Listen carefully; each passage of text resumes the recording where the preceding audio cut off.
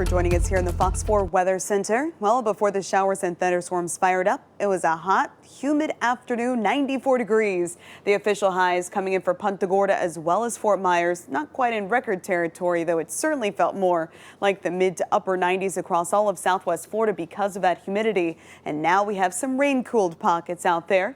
Cape Coral, we're down to 85 degrees, as well as Fort Myers. Immokalee now down to 81. Speaking of Fort Myers, let's take you live right now. Let's head to the beautiful Luminary Hotel, crossing over the Caloosahatchee River and the Caloosahatchee Bridge.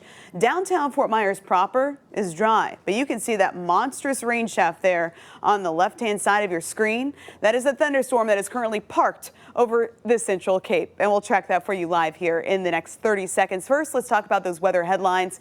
So the evening storms that we do have currently on radar, they're going to be losing their energy after sunset. So once the sun goes down, those storms die out, and they'll gradually be fizzling as well. Then we'll see another round develop tomorrow afternoon, primarily after 2 p.m. So if you have outdoor activities planned, the earlier in the day, the better, before we see those storms develop once more. Same pattern as what we've been facing, winds out of the southeast. That means afternoon storms are to be expected. Now, as for the tropics, everything is nice and quiet. No development is forecast through the next 7 days across the Atlantic, Caribbean, as well as the Gulf.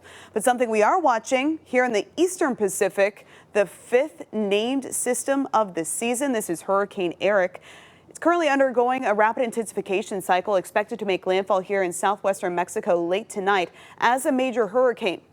So currently, that's the only system anywhere close to us. But for us, we're just tracking our classic afternoon and evening storms. Everything across the Atlantic, Caribbean, as well as the Gulf, nice and dry. Closer look now at those thunderstorms we're currently facing. This is the thunderstorm currently overhead, producing heavy rainfall from the Sandoval community, stretching up through Old Burnt Store, especially heading into the northwestern Cape, starting to see those areas of heavy rainfall. Now heading toward Matlacha. So Matlacha heads up because we're already seeing some of those lightning strikes out your direction. It does look like you will be clipped by some of that moderate to heavy rainfall as well. A little farther inland here, right along I-75 from Buckingham over to Fort Myers, taking Colonial, seeing those areas of moderate rainfall right along 75, stretching up through Martin Luther King Jr. Boulevard exit all the way to Palm Beach Boulevard, inevitably seeing some of those slowdowns there along I-75 for that part of Lee County. And we're also tracking these particular storms, which continue to develop from Alva to Muse and points off toward the north. Slow moving cells producing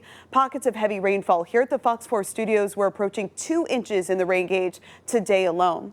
From Montura into Whitting Corner, now starting to see that thunderstorm, so heads up to Moorhaven as that storm is tracking your direction.